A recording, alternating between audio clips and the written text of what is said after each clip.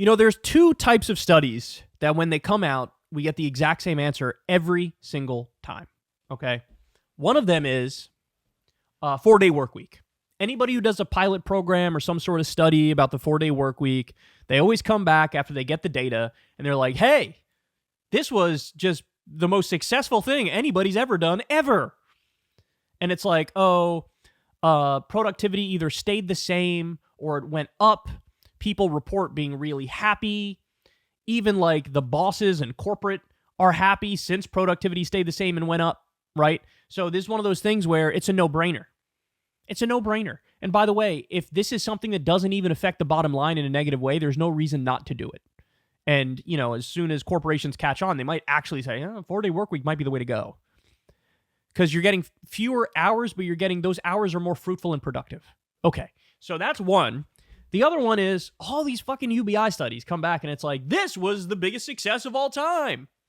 So now let's proceed and have nobody else do it. Like, this is what happens. The 4-day work week thing, even though the evidence is there, yawn fest and, you don't have massive movements towards it. UBI, same thing, unmitigated success, and it's just, let's go ahead and not do that. I mean, that's one of the most frustrating things about living in this day and age is like, you can prove something 100% without a doubt, and society just yawns and moves on and acts like we didn't just find something that's a game changer. Okay, so with that being said, Business Insider has the following. Denver gave people experiencing homelessness $1,000 a month. A year later, nearly half of participants had housing. Oh, but it's an even bigger success than that, so here we go. Jeroen Laws lived in his car in a restaurant parking lot near downtown Denver. He worked there as a cook until 2020 and only had $400 a month left after paying bills and child support. That was barely enough to cover his car payments and child support, and not even close to what he would need for rent. The 51-year-old occasionally spent part of his paycheck on weekend stays at a cheap hotel, where he could spend time with his children. He struggled to afford food, clothes, and medicine, and he had been experiencing homelessness for nearly a decade. God damn. That changed when by the way, let me just point out real quick. The dude was working full-time and still couldn't afford a roof over his head. What does that say about the nature of our system? That seems kind of like a broken system to me. If you can work and you're still living on the street. Almost like that system needs immediate reform. That changed when Laws enrolled in the Denver Basic Income Project. The pilot allowed Laws to secure a temporary apartment with furniture, spend more time with his children, and find a better paying job. Quote, I had questioned myself if I was going to be a good father to my children because I was suffering, Laws previously told Business Insider. When I got accepted, it changed my life. Denver's Basic Income Pilot, which first started payments in fall 2022, focused on over 800 Coloradans experiencing homelessness, including people living in cars, temporary shelters, the outdoors, or other non-fixed living situations. Participants like Laws were given direct cash payments, no strings attached, and could spend the money on whatever they needed.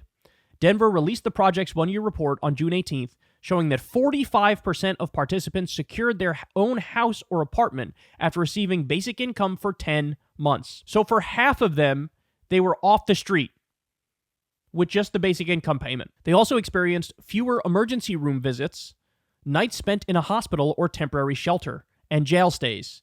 The report estimates that this reduction in public service use saved the city nearly $600,000. Let me repeat that. You give homeless people $1,000 a month, and it saves the government money. It saves them money. Because, of course, the libertarian response or the fiscal conservative response, they'd look at this report and go, look, it's all fine and dandy to give them $1,000 a month, but who the fuck's going to pay for it? Taxpayers don't want to pay for it, nor should they have to pay for it. This is what you'd hear from a conservative or a Republican or a libertarian. But the problem with that argument is the taxpayers are paying more if you don't do the $1,000 a month. That's the point.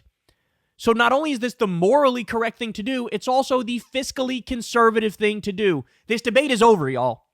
There is no debate. There is no discussion. We have our answers. End of conversation. Sometimes you got to call a spade a spade. Sometimes 2 + 2 actually equals 4. Denver's program initially lasted 1 year and was extended in January for another 6 months. Participants were sorted into random groups. One received $1,000 a month for a year.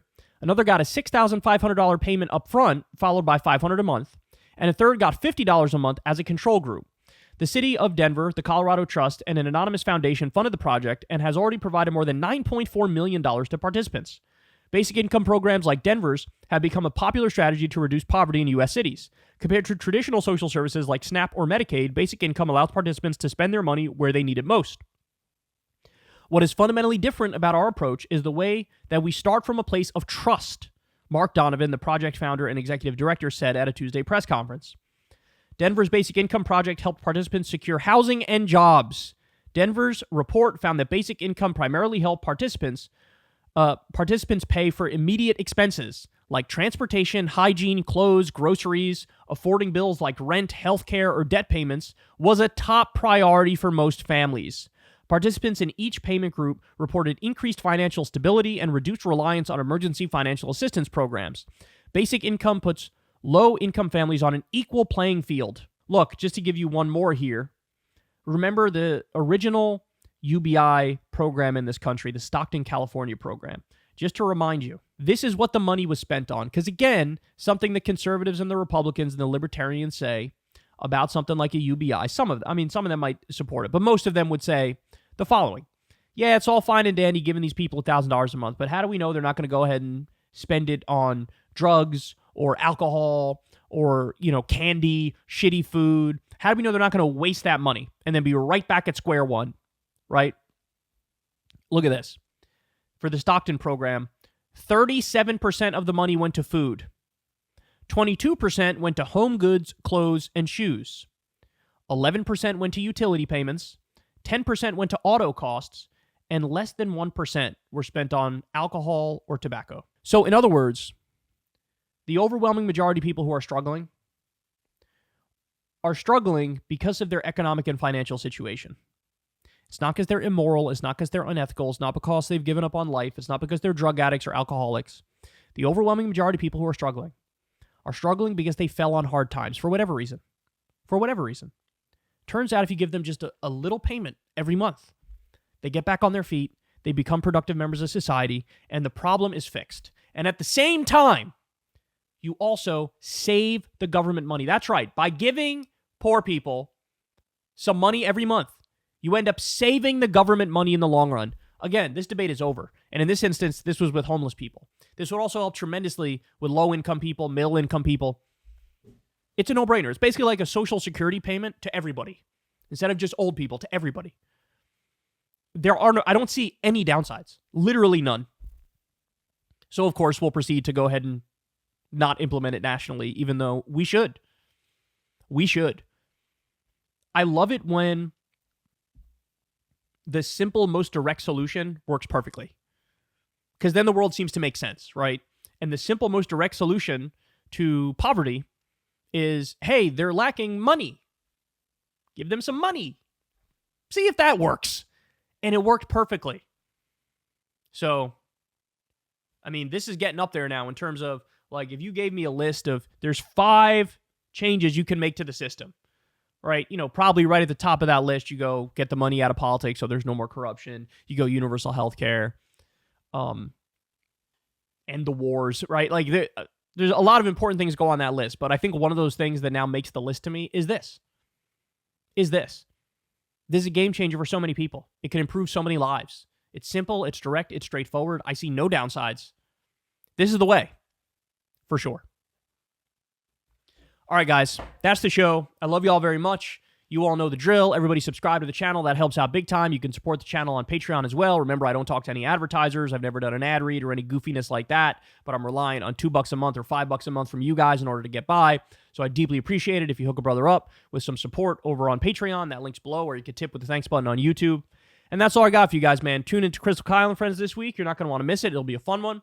And I will talk to you soon. Peace. Hey, y'all, do me a favor and like and subscribe. It helps out big time in the algorithm. Click the bell as well for notifications when videos drop. And watch that video on screen right now. You know you want to.